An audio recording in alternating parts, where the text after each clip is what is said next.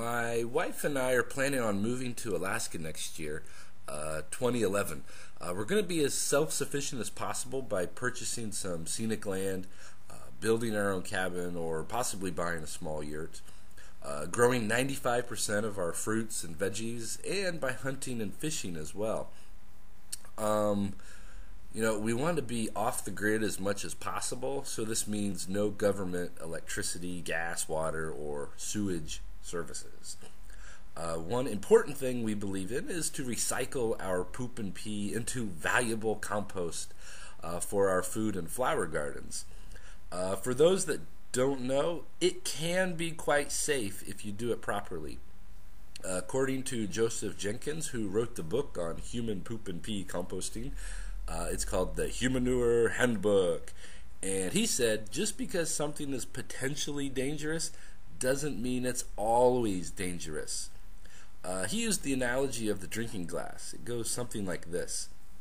A good drinking glass is safe to use, and it can be very beneficial to you. But if you don't take care of it, get careless, and let it fall and break on the floor, and then you don't clean it up, you're apt to cut your feet the next time you go to the kitchen to fix a midnight snack. So, if you want to go green, save lots of money, and increase your crop yield by 10 to 25%, wow, consider using Humanure and turn it into healthy composting material. Okay? A healthy Humanure composting pile needs 4 important things to be safe and successful and odor-free. That one is important. Number 1, temperature. A good range is about 131 to 139 degrees Fahrenheit to kill off those nasty pathogens. The good kind of bacteria, known as thermophiles, will eat the poop and pee and will reproduce, grow, and move around, thus heating up the compost pile to those temperatures. Number 2, moisture. A good moisture content of around 65% or so helps these bacteria fry off those pathogens. You don't want your pile getting dry. Number 3, oxygen. A good pile needs oxygen to help those poop-eating thermophiles to gorge. So adding lots of straw and whatnot will create lots of air pockets. And number 4, a solid diet. A good composting pile needs about 30 parts carbon-based materials like straw, weeds, and food scraps to 1 part nitrogen. The nitrogen mostly comes from your poop and pee. Having this balance between 30 parts carbon and 1 part nitrogen is important for those thermophiles to thrive. So, one of the considerations in Alaska are the potentially cool summers and freezing winters. It's okay if the Humanure composting pile freezes. This just means it's hibernating and nothing is getting broken down. Excuse me. Once it thaws out, those poop-eating bacteria will start working again. But I want to create a compost bin that insulates the pile for as long as possible and allows the thawing time to start as soon as possible, if it freezes. So before building a log cabin, I want to practice working with the wood by creating saddle notches, which take the most time and skill. I figured I could kill 2 birds with 1 stone by creating a log cabin style compost bin and getting the experience I need before committing to our cabin. Anyway, here's a picture I made. My log cabin style bins will have 3 sides that are about 4 feet tall.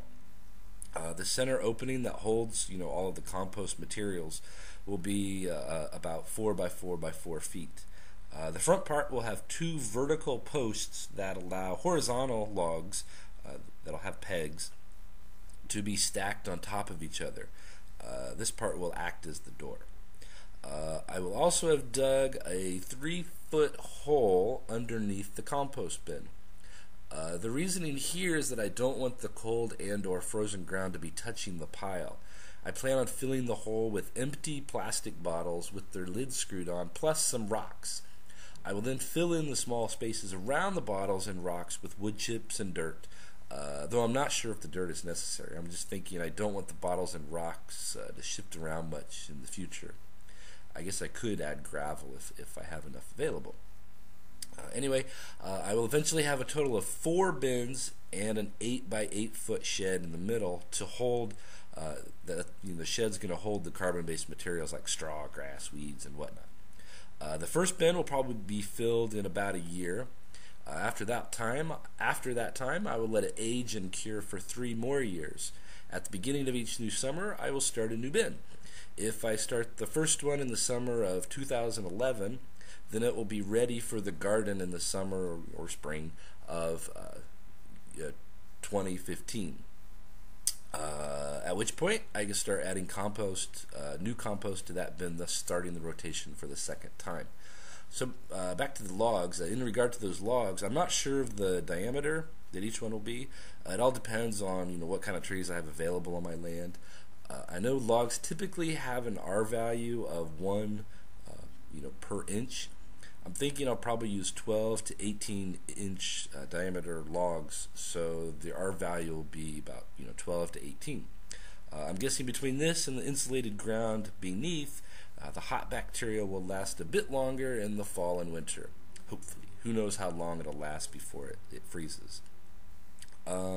Also, since many parts of Alaska are prone to lots of snow, I will create a movable roof system for the active pile so I can continue to add my poop and pee and carbon-based materials during the heavy snowfall. I don't want to dig off 3 feet of snow from the pile. I'd rather shovel off the flat roof than my lumpy compost pile. As for the other composting bins that'll eventually be filled with curing compost materials, I will allow the snow to fall on top, thus insulating them even more. Okay, that's about it. So what are your thoughts on my Humanure composting ideas for Alaska? Please leave a comment if you can. I would greatly appreciate it. Alright, thanks for watching and have a great day. Bye bye.